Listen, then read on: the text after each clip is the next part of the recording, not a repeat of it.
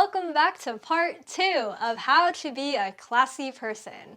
I have more things on my list for you guys. If you haven't seen part 1, please do check that one out first because I kind of explained a little bit of like what class is, and I'll do a brief thing here. Class is essentially, to me, being considerate of other people, honoring other people, and I think it really stems from a heart of humility and compassion and kindness. So, if you want to learn more about how to have class, here we go.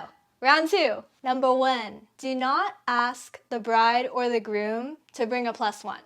The fact that this is on every wedding website Q&A means that people are still doing it. The bride and the groom have gone through so much to narrow down their guest list and to arrange a seating chart. I just came out of a wedding season, so it truly is a lot of work. And the last complication they need is you asking them if you can bring your boyfriend who you just met a month ago. You know what I'm saying? Now, there are exceptions to this. Maybe you've been dating somebody for a really long time, you know, y'all are good, close friends together, and he didn't get an invitation.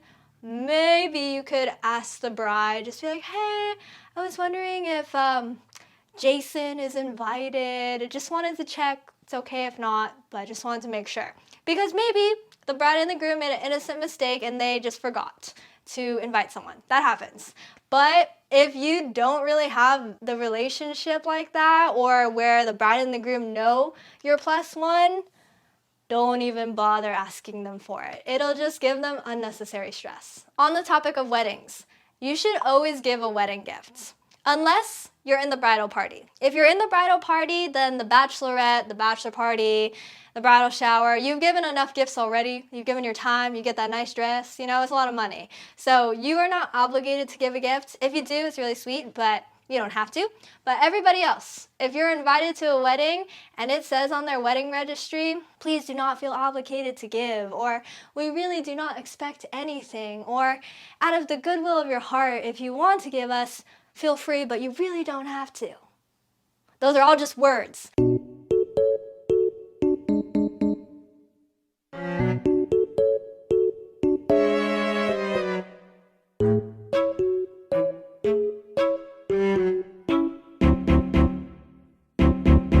That's just the way people are phrasing their registry message nowadays. But truly, if you're invited to a wedding, they're paying a lot for you to be there. So if you really love and support the bride and groom, love and support them with your money too.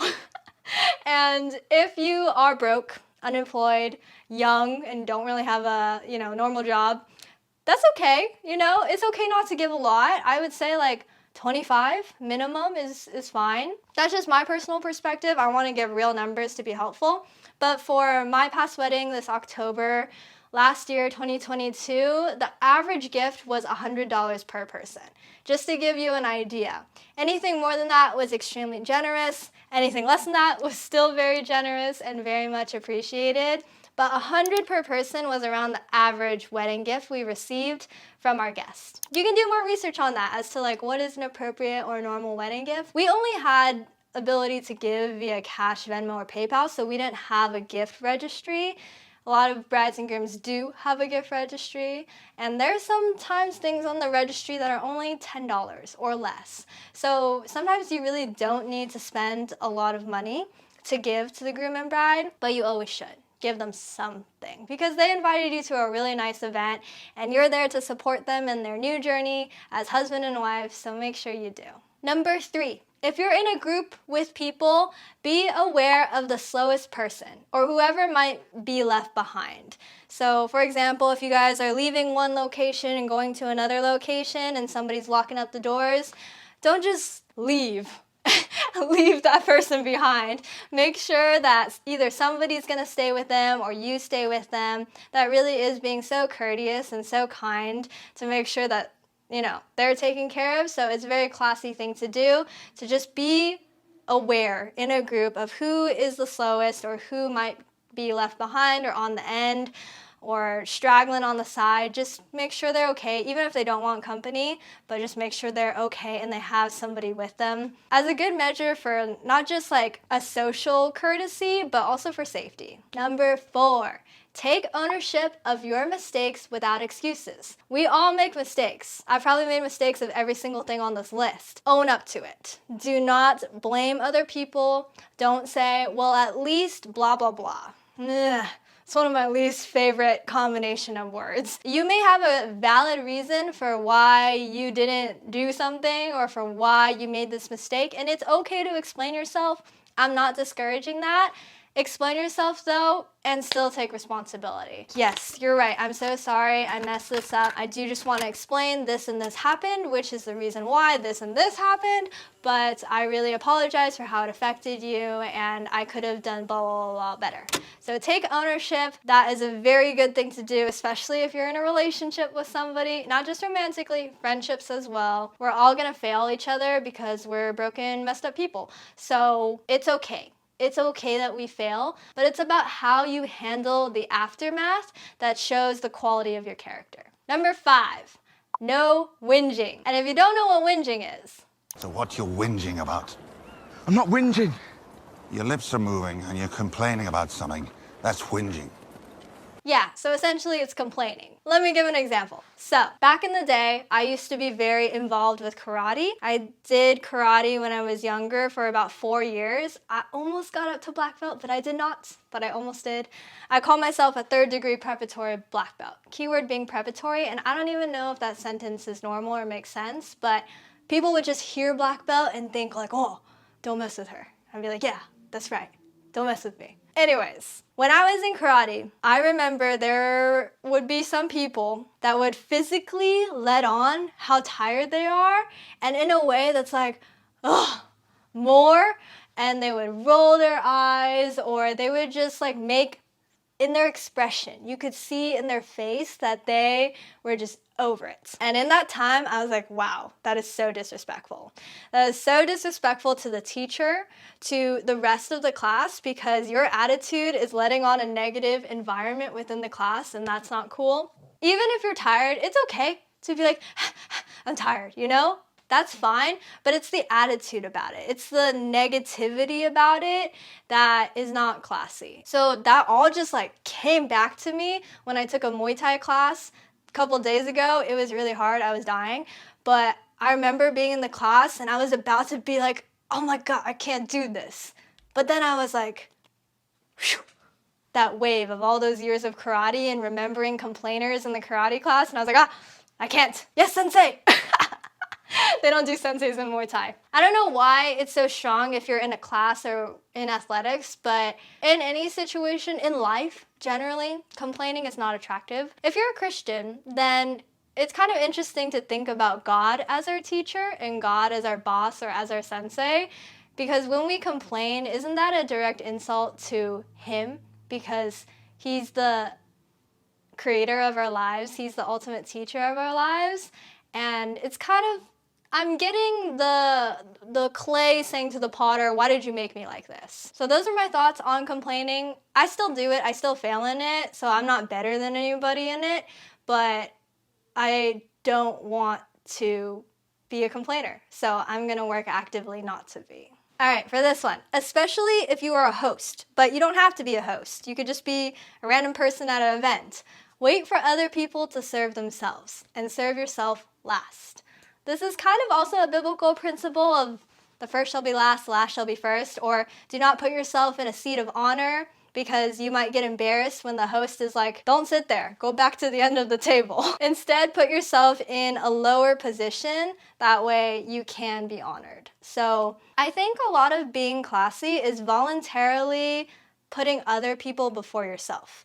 Not at the expense of yourself, but just before yourself. I hope that makes sense. It's like, we're not supposed to self-deprecate. I'm not encouraging you to beat yourself down at the expense of others, but it is honoring people in a way that's like, oh, you can eat before me, or oh, I'll hold the door for you. You go ahead and go in first. That is such good, attractive character that for those who are looking, they will see it. And I think a lot of class will just go over people's heads.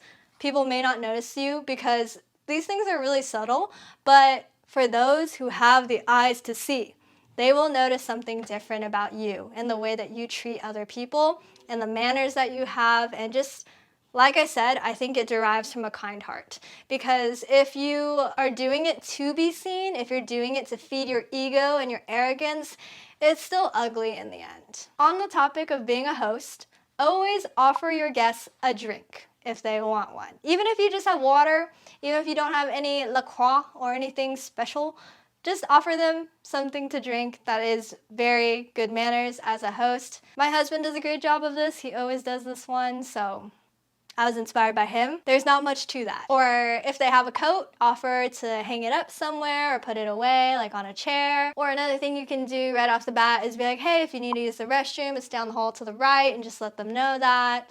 Basic manners of hosting. Number 8. Wait to start eating your food until everybody else on the table has gotten their food. So if the restaurant brings your chicken and waffles first and you start going to town and nobody else's food has arrived, ooh, those are bad manners. Don't do that.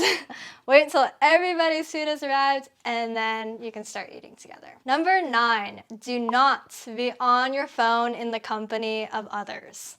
And I know the younger kids that do this, they're on their phone during dinner time. And honestly, we're starting them out young. Nowadays, I see little kids just on like an iPad during the meal. And I get it, because that's the only way to keep them quiet or distracted. That makes a lot of sense. But if you think about kind of what you're training them to do, it's like you're training them to be on a screen in front of other people. And as they get older, that's not good manners. So I have no parenting stance on that. It's just an observation. I can understand where it's coming from. But if you're an adult, or if you are in high school, old enough to be responsible, a responsible human being, don't be on your phone. Just being on your phone in the presence of others shows that you're not paying attention to them, that they're not important. It's giving off the image of being distracted and just being rude. People are more important than phones, so let your actions show that. And if you're talking to somebody, this is just like a little bonus in there, look them in the eye. I didn't even look in your eye, I'm so sorry. Look them in the eye, make eye contact with them. All right, this last one is from my sweet husband. I asked him, I needed one more in order to finish the list. And he said, if you're a gentleman and you have a lady or a significant other, or even a girl that you're trying to impress, bring an extra jacket in case she gets cold, or be prepared to give up your own to give to her. And I was like, aw. That's pretty sweet. So for all the gentlemen out there, that's my husband's tip to you. Alrighty, y'all. Thanks for coming over. That is it for round 2. I hope you enjoyed these tips. I'm going to just make one more video on this topic of class. It's going to be specific around if you are a guest in somebody's home, car, event, whatever it may be. If you're invited somewhere, this is how you can display good manners and good etiquette. So stick around for part 3. Please press the subscribe button if you haven't already. Like the video, comment what is some sort of etiquette or manner tip that you were raised with. Which one did you like the best out of this video? And yeah, I hope to see you again next week. Hope you have a great rest of your day, guys. Take care. Bye.